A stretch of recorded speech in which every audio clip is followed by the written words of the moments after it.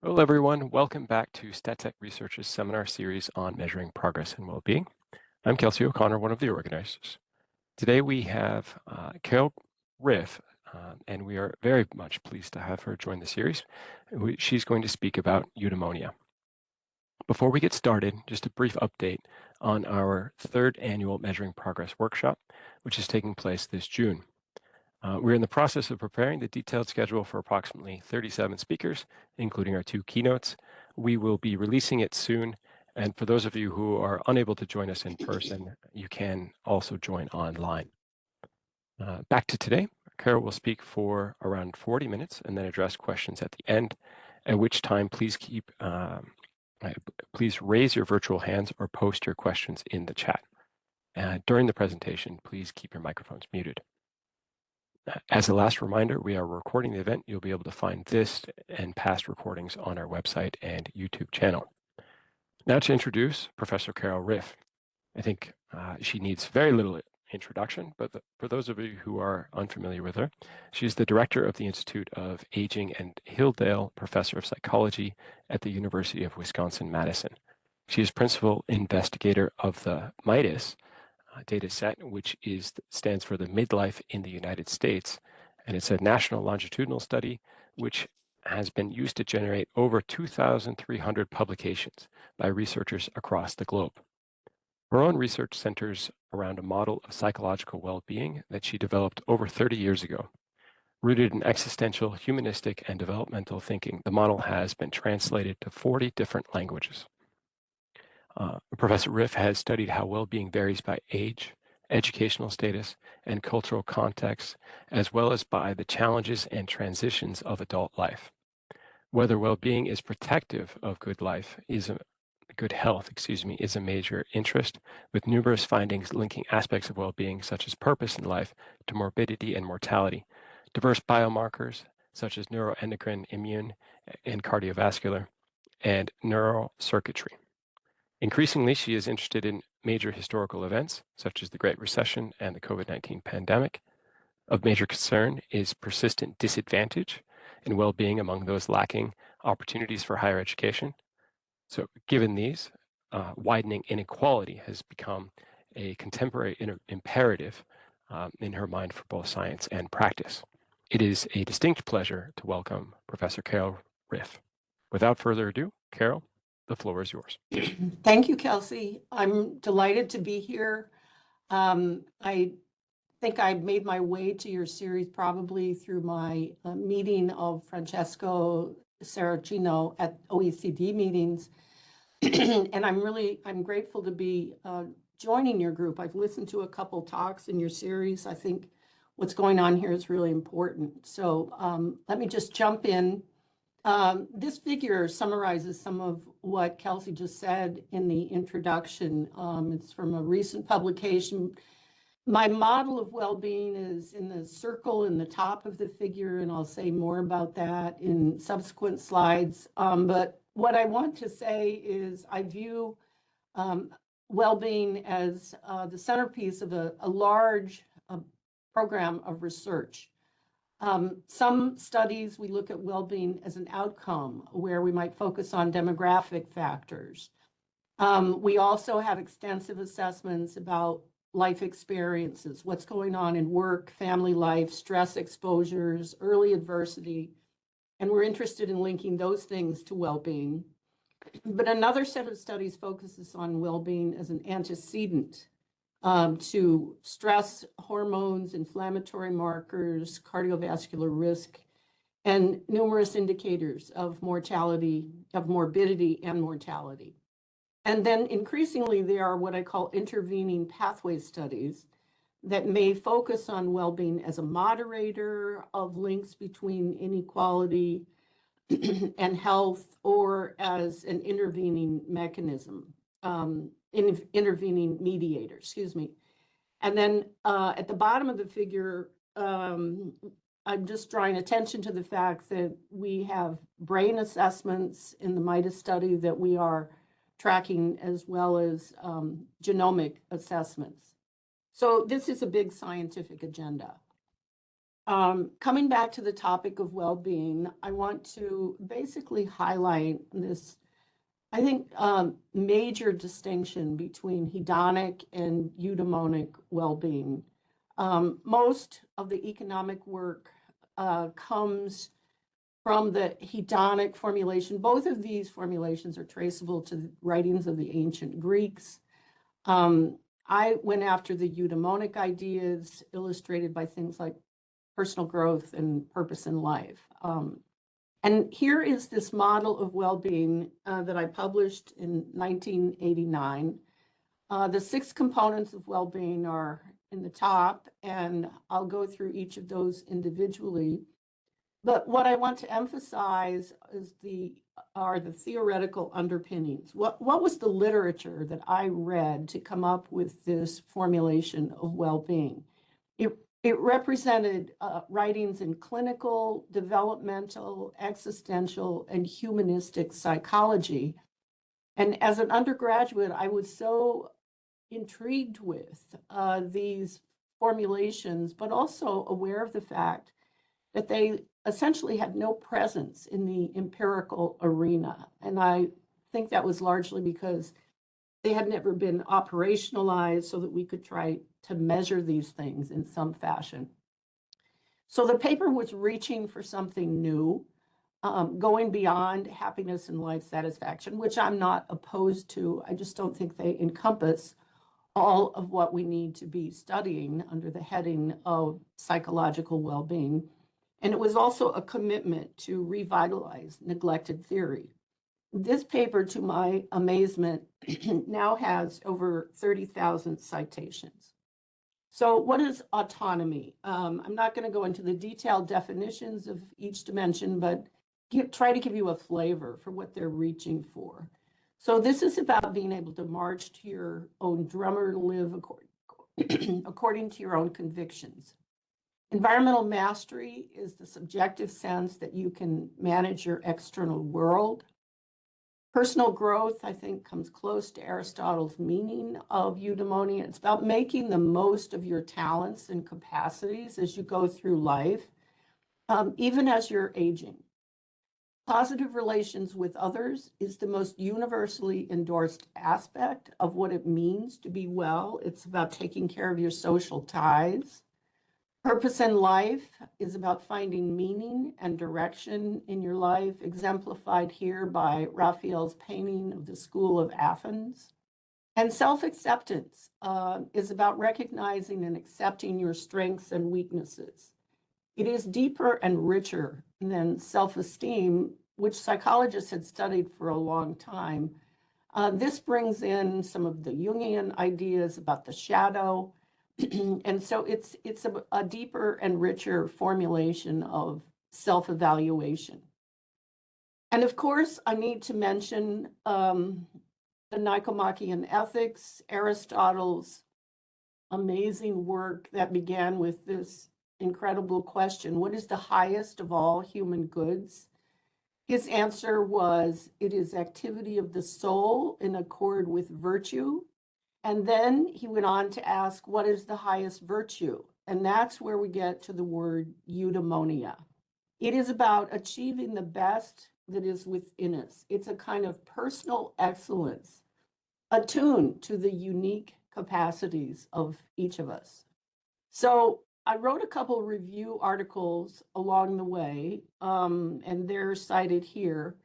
But my point with this slide is to basically show there's been enormous engagement with this model of well-being. It's been translated into many languages. More than 2,000 publications have been generated, most by people I've never met.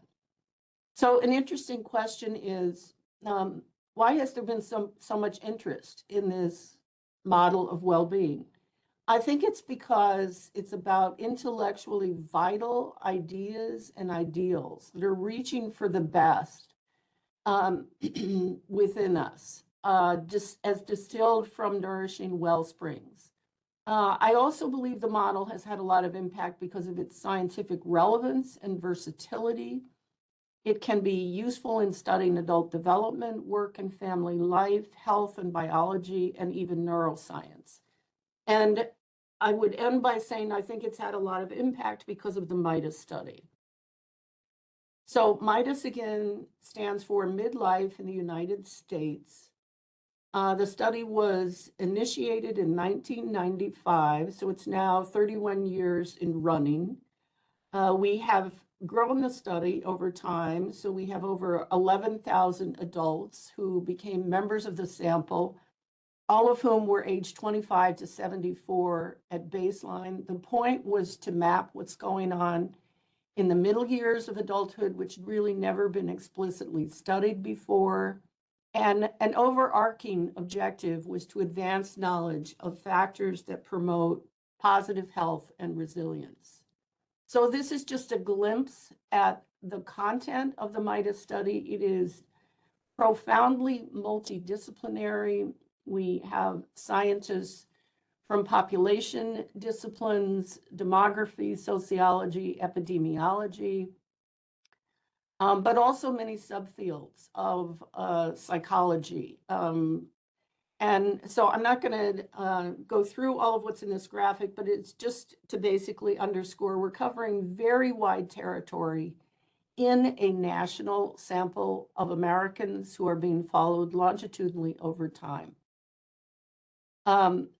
What I want to underscore in this figure is basically MIDUS consists of two longitudinal studies moving through time. If you look at the top panel in this graphic, that shows us following the original core MIDUS sample across 4 waves of data collection. And below that, you see what we call the MIDUS refresher, which was recruited in around 2011 and 12. So it's the same focus on midlife, but with an entirely new sample. And within these assessments, you see multiple additional lines. Those illustrate the sub-projects that exist within MIDUS, where we collect various types of data. We are in the field with the white part of this graphic right now and have just completed our second wave of data collection on the MIDUS refresher, all of these projects. And for the coming couple of years, we will be doing all of the projects for a 4th wave of the core sample. There's enormous productivity from the MIDUS data set. It is publicly available. We have over 30,000 users. And in fact, many graduate students have used the MIDUS data set for their doctoral dissertations and master's theses. You would find this table on the MIDUS website if you clicked on publications on the homepage without the numbers, because the numbers are constantly changing. But what I want to underscore is these many different categories of findings. If you click on any one of these, you are taken directly to PDFs of the publications.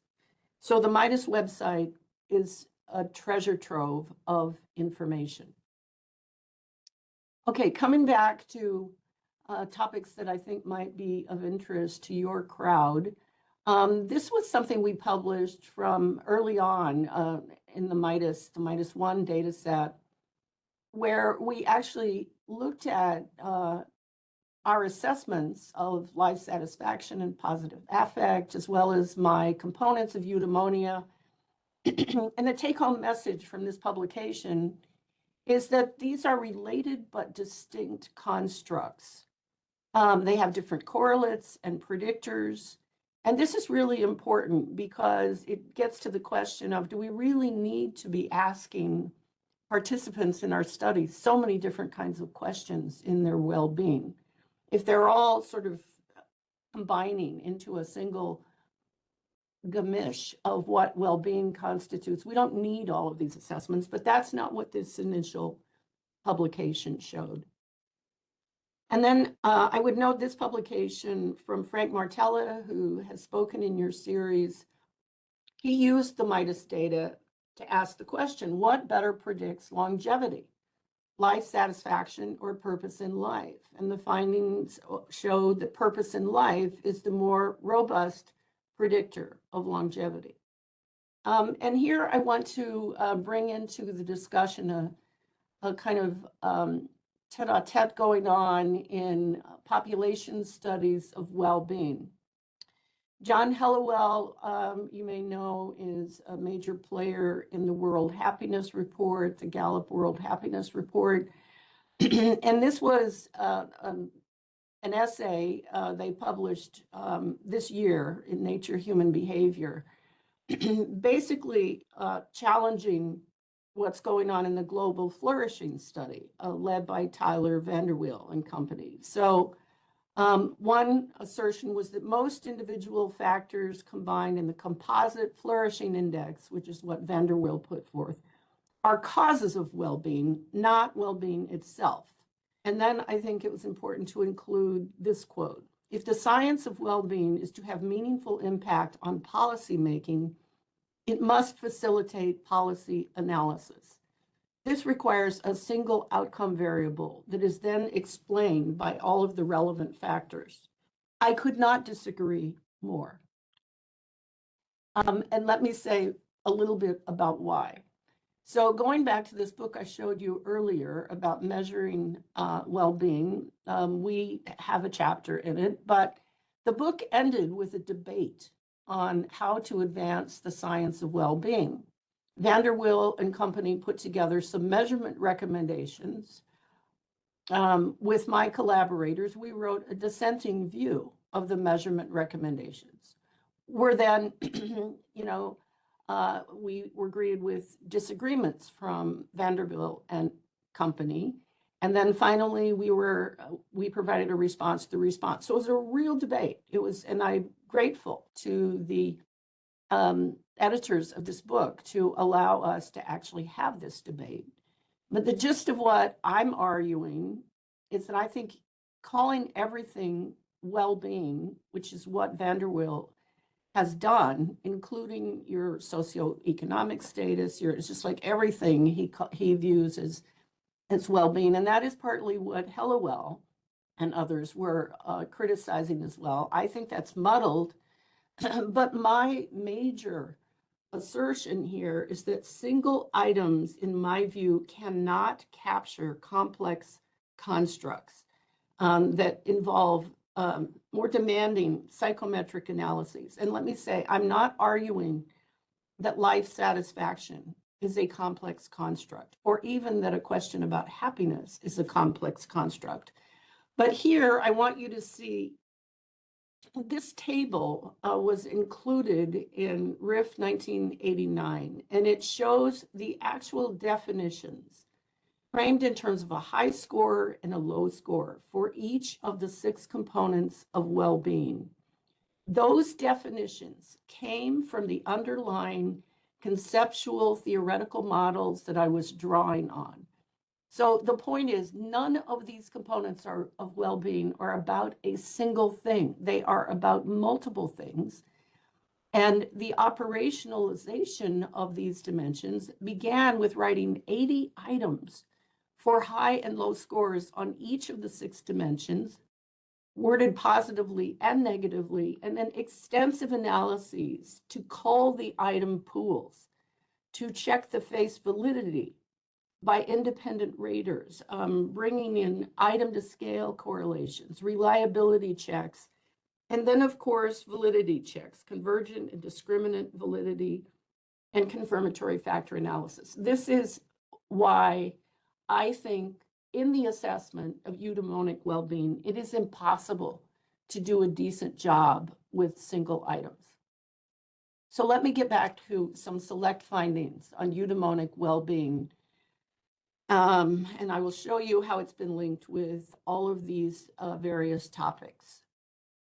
This was an early publication in MIDUS with one of my graduate students, Jen Morozink, where we showed that eudaimonia protects against inflammation among those with less education. So the marker of inflammation that we used is something called interleukin-6.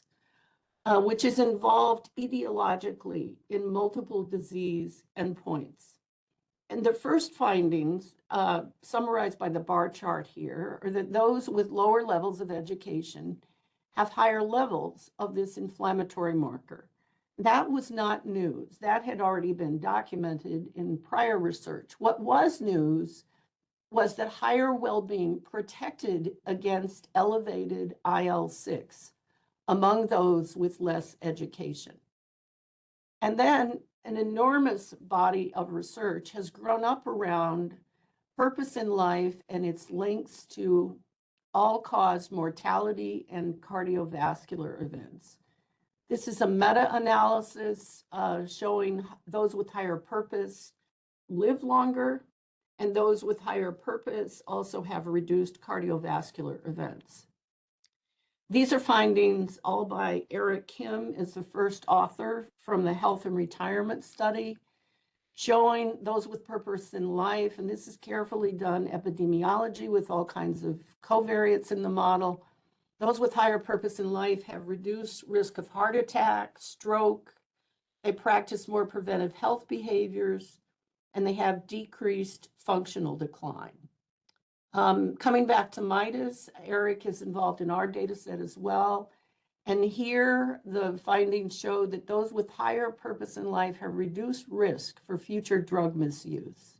And then I want to just give you an example of some of the neuroscience that has grown up around this eudaimonic model. This study first, so these are people in the neuroimaging magnet. And they're being shown positive stimuli. And positive stimuli activate parts of the brain known as reward circuitry, which is what is meant by the ventral striatum. And the key finding was that those who showed more sustained activation of the ventral striatum in response to these positive stimuli also were individuals who reported higher levels of eudaimonic well-being, looked at as an overall composite.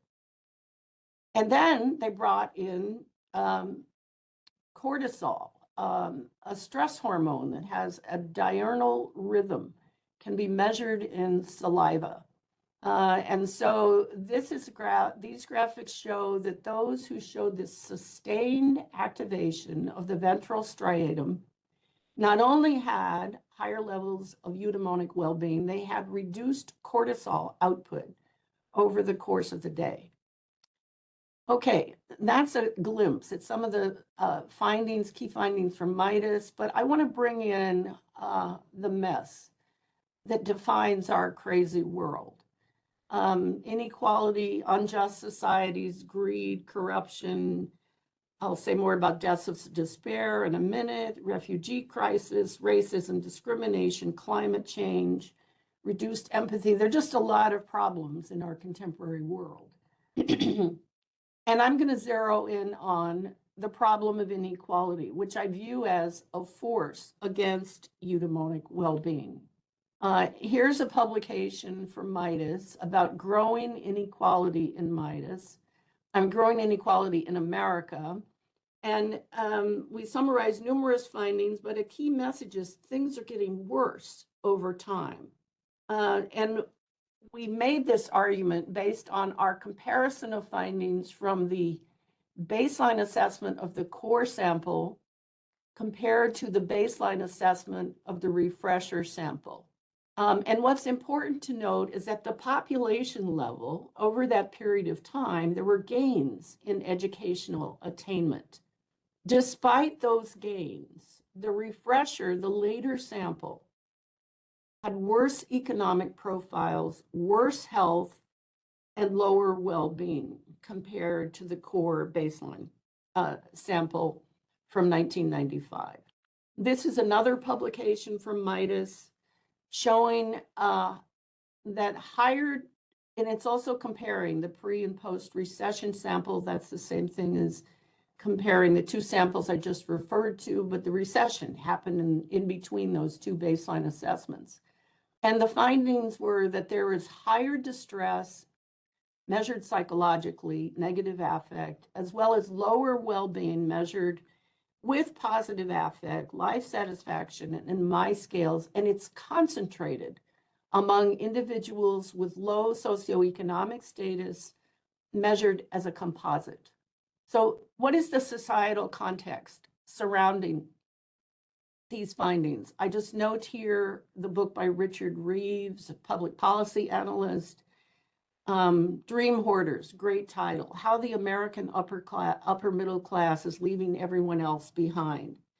Anand Giridharadas' book is about the world of philanthropy, actually seriously problematic philanthropy, exemplified, for example, by the Sackler family, who sat behind Purdue Pharma, which was overprescribing OxyContin during the opioid crisis. It actually created the opioid crisis. And deaths of despair, I would imagine folks in your crowd know about this. There's an Angus Deaton Nobel Prize winning economist, but this is straight demographic data showing increased rates of death due to suicide, drug addictions, and alcoholism in recent years. Poverty by America, Matt Desmond. He got his PhD in sociology at the University of Wisconsin, went on to actually win the Pulitzer Prize for his book titled Evicted, which is about homelessness in America. But in 2023, he published Poverty by America, a Jeremiad on the persistence of extreme want in a nation of extraordinary wealth. It is a book about those who benefit from the poor. This book by Ingrid Robbins from the University of Utrecht, she's a philosopher. I feel compelled to emphasize this, Limitarianism, the case against extreme wealth. How much money is too much? To address this question, she integrates political theory, economics, public policy, and ethics, making cogent arguments that extreme wealth keeps the poor in poverty, is dirty money, is undermining democracy, and is setting the world on fire. And she offers proposed solutions that are thoughtful, moral, and doable. So where are we headed? I'm here to convey the sad news that eudaimonia is increasingly sequestered among those who are privileged. So this is a publication recently with the title, The Privilege of Well-Being in an Increasingly Unequal Society. Widening inequality is compromising the eudaimonia of disadvantaged Americans. And last year, we published this paper on 20-year trajectories of eudaimonic well-being across 3 waves of data from MIDUS. It is primarily a story of loss. So here are 20-year trajectories of purpose in life arrayed as a function of educational status. The red line is those with a high school education or less. The green line is those with some college, and the blue line is those with a college degree or higher. And you can see the persistent disadvantage of those lacking higher educational attainment. These are findings for, here's personal growth. I clicked through that too quickly. This is where we see everybody in these longitudinal trajectories. There's obviously variation around these means in these graphs, but nonetheless, the overall story is one of decline for all educational groups. But the point is, those with limited education start lower and they end lower than those with more educational advantage. Here are the findings for autonomy, and here are the findings for environmental mastery. This paper also has trajectories as a function of age, but I'm not going to get into those. I'm basically here to ask the question, where are we headed? In MIDUS, we have done a good job of assessing hardships of the Great Recession, as well as hardships of the pandemic. Of course, we are finding that those hardships are occurring with greater frequency among disadvantaged Americans, which is leading us to study cumulative adversity, the pileup of stress exposures across midlife, and the persistence of low well-being, all of which have dire implications for future health. And I'm going to end with some outrageous comments about greed that keeps me awake at night. So let me first put up Dante's Inferno. I love this graphic. It's a work of just incredible genius. But it's so amazing that long ago, he puts gluttony, greed, fraud, dishonesty, violence, and treachery in this graphic. And I even want to underscore that in his theory of moral sentiments, Adam Smith wrote about the limitless appetites of the vain and insatiable. So this is an old article from the New York Times about paychecks lagging as corporate profits are soaring. And here's basically labor's declining share. This is from 1970 to 2018. Labor's share declining as corporate profits are increasing. And then I'm going to finish with a couple other books just out. This book by Noam Scheiber, he writes about work life for the New York Times. It's titled Mutiny, the Rise and Revolt of College-Educated Working Class Adults. What is their situation? It's characterized by high levels of unemployment, jobs that are below their qualifications, crushing debt profiles, often tied to the loans they took out to go to college. The pandemic made many of these things worse. And the book is about actual people who are working at Starbucks and Apple and are writers in Hollywood, and their thwarted efforts to try to unionize to improve their situation, hence the revolt against the status quo. And just to give you a flavor, again, coming back to this pay gap between CEOs and workers, in 2024, the CEO of Starbucks made $95.8 million, which was 6,666 times higher than the median barista salary. And workers during 2025 received a 2% pay increase. The Apple CEO in 2025, you can see, was making 74 plus million, which was a 53-to-1 pay ratio compared to the median employee compensation listed here. And this is the last book. I'll note it just was published. I have a copy. I haven't read it yet, but I did listen to an interview with Taku Lee, which you can find online. It's an incredible book. It's about giant companies. The thesis is that giant companies, not governments, are running the world. And it's also about the scandals that are happening among these giant companies. Big banks during the recession, like Goldman Sachs in the US, the powdered milk scandal in France, the VW scandal in Germany, Cambridge Analytica scandal in Britain, the Samsung scandal in South Korea. But interestingly enough, these authors are hopeful. They actually think that scandals can lead to real political change and reinvigorate failing democracies. In the interview I listened to with Taku Lee, he spoke about Upton Sinclair's book, The Jungle, written about the Chicago stockyards in 1906. Upton Sinclair is a world-class muckraker. And the book actually led to the development of the Food and Drug Administration to protect the food sources in America. So it's an interesting example. I don't share the optimism that these folks have because I think greed is just so all-pervasive. But in any case, I wanted to end with these. I'm at the end. I apologize for racing. If you'd like a PDF of my presentation, just send me an email.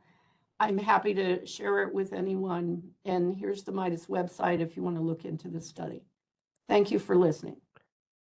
Thank you very much, Carol. That has been a very nice summary of a tremendous amount of work. I appreciate also the very timely discussion between your comments about the discussion between Van der Wiel and Hallowell and Layard and others.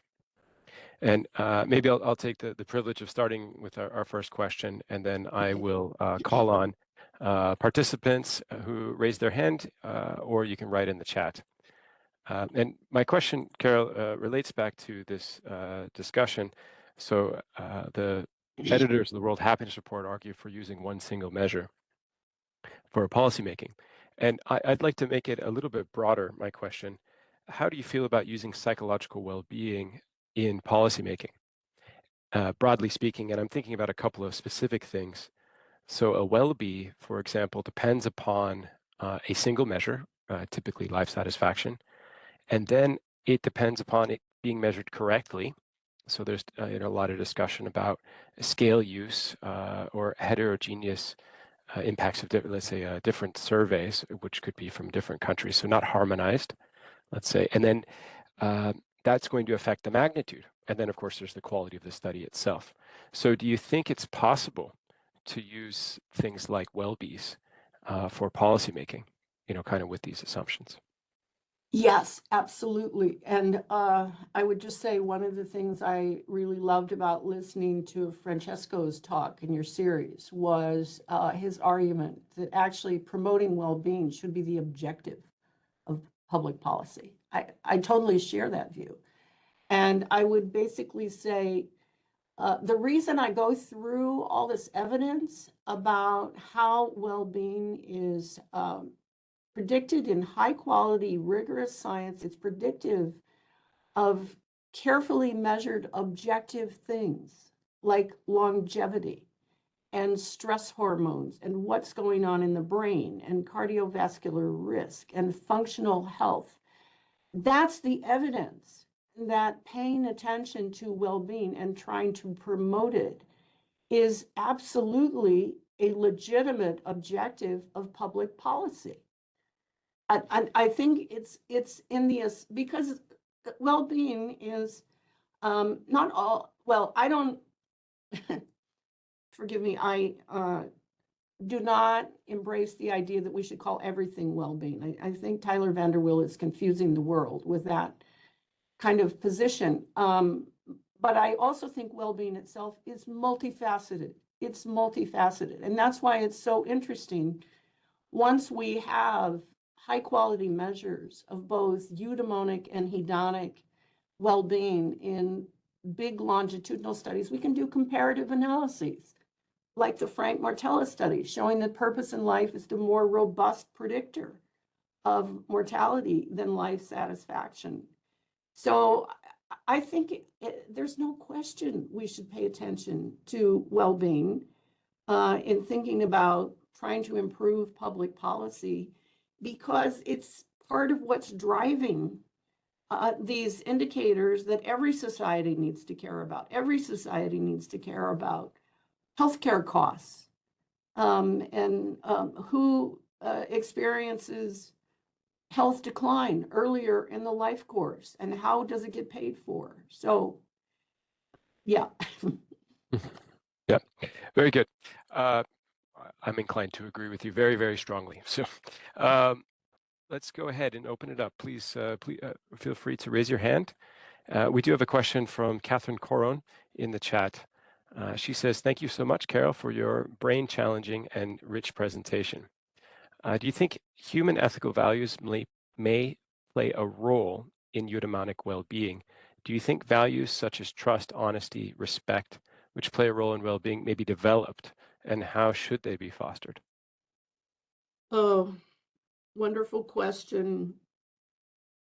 What I would say is the thing that people don't give Aristotle sufficient credit for was his answer to the question, the highest human good is activity of the soul in accord with virtue. That's part of why I'm screaming about greed. Greed is the antithesis of virtue. And so, yes, of course, trust, honesty, respect, ethical values. That's another thing that I would say to the person asking me this question. Read this book by Ingrid Robbins, Limitarianism. She is so thoughtful. She's trained as a philosopher. But she reads all of these other literatures, and her argument against extreme wealth is about ethics and these, what can I say, redeeming human values, human characteristics such as trust, honesty, respect, virtue. Why aren't we social scientists talking about more of those qualities? When was the last time I heard an economist talk about greed? Yeah. Chris, your hand was up first. You're welcome to go. Thanks. Carol, thank you so much. I really appreciate this presentation, and I think we're in a period of appropriate humility amongst life satisfaction fundamentalists at the moment. So I think this is an important conversation. I'm able to articulate only one question at the moment, which is, could you clarify, excuse me, the relationship between health outcomes and maybe longevity in particular and well-being, in the sense, is there something definitional in your mind about sufficient criteria for a good eudaimonic measure? I mean, if something were the best correlate we had of longevity, what would that say about its relationship to a good measure of well-being? So for me, the fact that one measure predicts longevity better than life satisfaction doesn't, I'm not sure how to interpret that in terms of what I want out of a well-being measure. Did that make sense? What I would say about, I am not in putting up those findings showing that purpose in life is the better predictor of mortality in one data set than life satisfaction. I think the comparison is a good thing to do. But the fact is, all of that's based on nomothetic data. Okay, and psychologists, especially those who are trying to like improve well-being at the individual level, the more idiographic level. The point is, people do well-being in different ways, and all of us would be different composites of these many different indicators. And so I'm not here to argue that one is inherently better or more important than the others. In the same way that you wouldn't argue that, there's a single morbidity factor that is most critical for longevity. I mean, that's just stupid. So all of the realms that we study are multifaceted. And I think we do a lot of measurement work to basically demonstrate that they are multifaceted. It's not all about, a bunch of things that just add up to a single factor. So I think maybe you're asking me for some kind of clarity that I can't provide, which is what are the most important morbidity factors predicting mortality, or it's complicated. So maybe I'm not understanding your question. Sorry, no, the question was not, well, I mean, we don't talk about what is the most important morbidity factor, but we might talk about what things are the most important for, say, all-cause mortality. So we might think that longevity is sort of the meaning of life, right? If people are living longer, we're probably doing everything correctly. So and it's really a distinction of, longevity is not multidimensional, maybe, but the determinants of it are. And Yes. so, often these discussions become a disagreement about whether we are including determinants in our measure of the outcome. So one person can say, well, it's a multidimensional outcome. And the other person will say, well, of course, the determinants are multidimensional, but we do actually have an outcome that we have in mind that is the outcome of all those effects. So that's the thinking around life satisfaction. My question was only whether, it was how I should interpret, the evidence that something relates well to mortality in that context. But yeah, I don't know if that helped at all. I don't know what you mean by how interpret the evidence.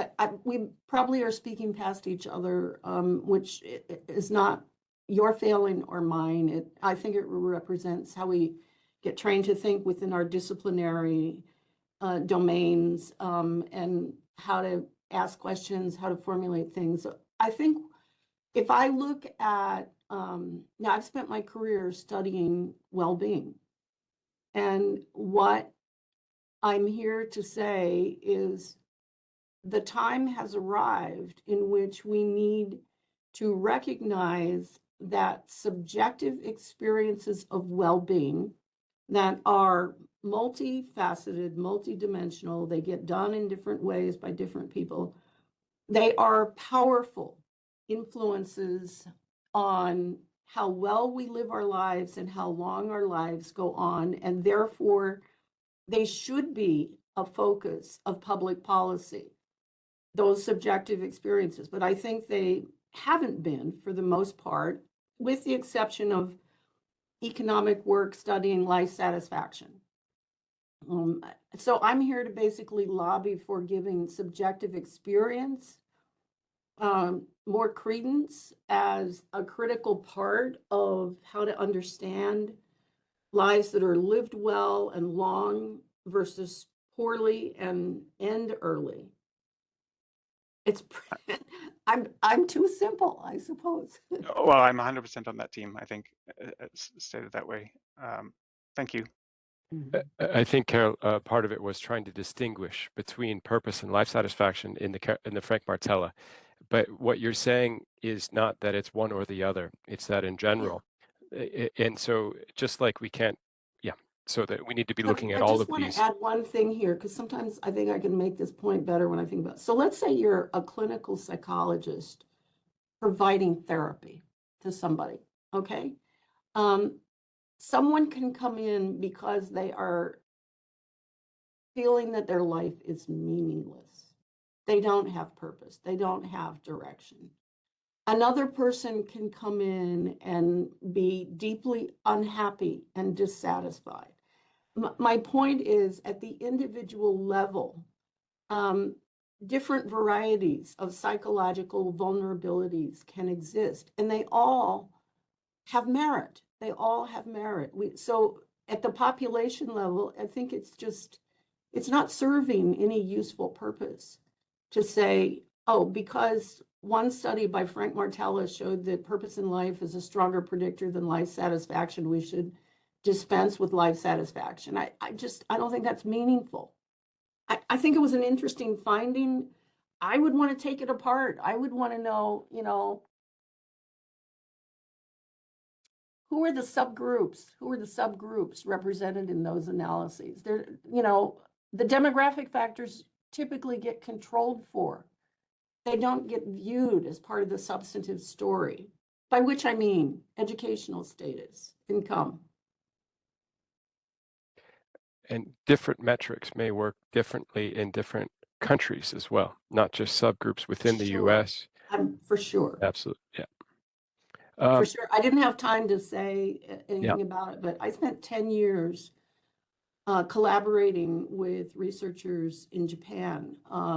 We got funding to create Midlife in Japan, which was also a study that involved a lot of psychosocial assessments and biomarkers or whatever. And so what we were able to do with the MIDUS midja findings is say, yes, psychosocial factors matter for health and well-being, but how they matter differs by cultural context. We had a question for, forgive me if I've got your name wrong. It's Yoa Yarakari. Please feel free to unmute yourself and ask. Yes, hello. So I'm a doctoral researcher from University of Turku in Finland. And I have noticed that in last maybe 10 years, eudaimonic well-being has been applied to studying people and nature and how nature affects eudaimonic well-being and nature connection. So I was very curious to ask how you feel about this and are there any things that you would like to see more that would be taken into account when researching things like this, or themes like nature and nature connection? I love your question. I nurture my own eudaimonic well-being through nature. Absolutely. And I've written about that. I have written about the nature connection. It's a really interesting question to me. What is it that nurtures well-being? All varieties of well-being, but certainly when I think about purpose and meaning and self-regard and all of these things. So I think nature is profoundly, profoundly important in nurturing our well-being, but it's like not equally available. It's not equally available. So, I mean, one of the horrors of, low-income urban life is lack of access to nature. So there's a whole field of research about that that I follow, I'm very interested in. So thank you for the question. I think it's tremendously important. We don't have any good measures of frequent participation in nature in MIDUS. We do have an open-ended set of questions we ask at the end of the biomarker project. What do you do to make your life go well? And some of the answers to that question focus on spending time in nature. And if we could nurture more of that, maybe we'd have more people concerned about taking care of the planet. Thank you. We have a question in the chat from Stefan Rudolph. So he begins with, thank you very much for your contribution and inspiring work. Have you looked into intercultural specificities? So are the ancient Greek views of a good life representative for Asian, African, or Latin American views? Have you been in contact with indigenous definitions of well-being?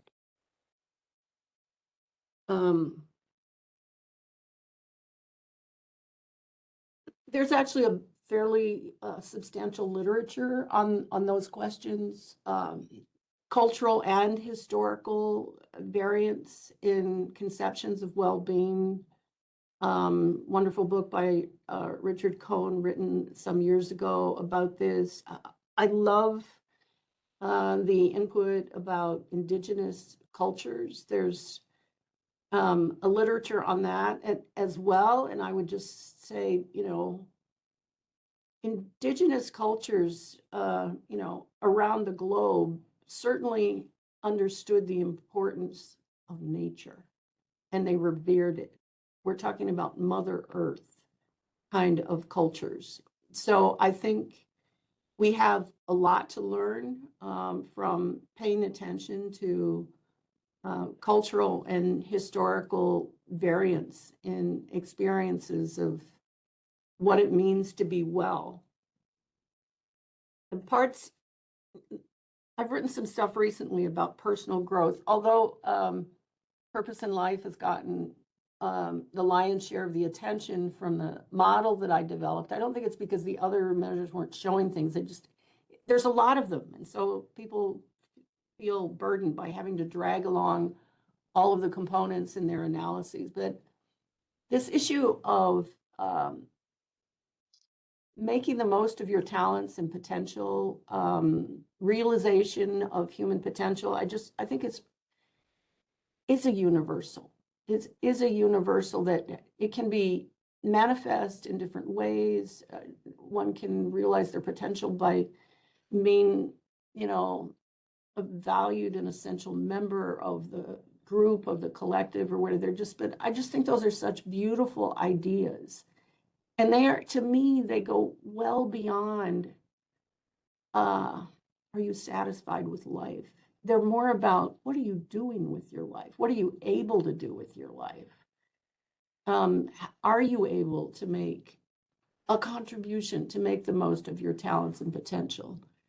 If I could wave a magic wand, it would be to create a world where more people have an opportunity to do that. We have a few. Thank you. We have thanks, Stefan. A few questions in the chat, continuing, and also Francesco. So we'll try to keep everything brief. So here's a person who's doing their master's in music science and studying music listening as a process. In your view, can eudaimonic well-being be understood as something that emerges moment to moment, an embodied experience like music listening, or does it primarily require stable psychological structures? I think it's both. I think it's absolutely both. And thank you for mentioning music. Many things that would fall under the heading of the arts, I think, are deep nourishers of well-being. So poetry, literature, music, dance, many of those things can be experienced in the moment and they can have enduring impacts. But I think they can be, they're not the fluff. They're not the fluff that they are increasingly made out to be. Let me just briefly note here. I'm deeply concerned about what's happening to the arts and humanities in higher education, including in my own university. They are being totally upstaged by, diminished by the focus on AI and basically technology. And that's happening at our peril, in my view. Thank you. We have a question from Shazli Saval, who says, your work has been foundational and field-defining in shaping how we understand eudaimonic well-being. In the International Survey on Children's Well-being, we've drawn on your framework in childhood social justice research. I'd be very interested in your reflections on how these dimensions might be meaningfully adapted or extended when working with children, particularly if we take seriously their own perspectives within contexts that both enable and constrain their agency. Wonderful question. I just received this morning a request from somebody who wanted to use my measures with elementary school children, and did I have any guidance to provide there? And the answer is no, I don't. I would say there's a lot of work that's been done with adolescents, and we've written a review of findings of my eudaimonic model in adolescents. But I do think it's possible to assess these aspects of purpose and goals and growth with young children. And I say that based on my experiences with my grandchildren, that, running in age from 4 to 12. It's absolutely possible to talk about these things, I think, with young children. I haven't figured out how to do it. You don't want to give them a self-report scale, but you can ask questions. And so I think it's absolutely possible to study these ideas with kids. Kids are maybe smarter than we think. Great. Francesco, please feel free. Oh, you're muted. Yep. Hi. Great. Thanks a lot, Carol. It's great to see you, and I really appreciate you taking the time to share with us this huge body of work. So as we have very little time, I will just jump into my questions. And basically, I have my initial question was about the role of income in explaining eudaimonic measures. And my feeling, based on your presentation, is that over time, eudaimonic measures seem to have become more and more dependent on income. And I wonder if this is what you would actually say and why this was the case. But then the related question that I had after listening to one of the previous questions was, okay, if eudaimonic measures are both a momentarily and a structural issue, then what is the best way to measure this kind of constructs? Do we need a daily reconstruction method? How would you go about it? Maybe you can tell us something about what is the method you would recommend. Okay. Thank you. Yeah, thank you.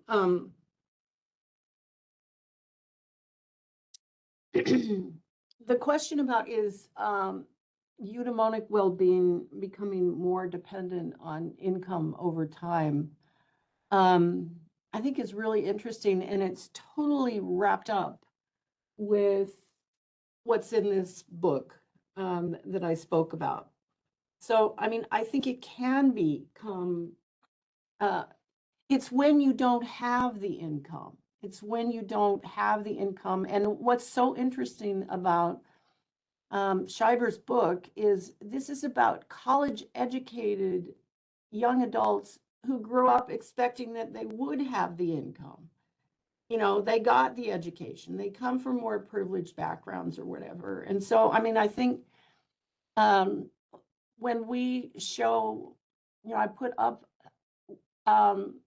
we arrayed the 20-year trajectories of well-being in MIDUS as a function of educational status, not income, but they're related. We could do the same thing with income. It's more complicated. The reason we stay out of that zone is that's sort of your zone. And, you know, it isn't just about what your income is. It's about your wealth and your assets.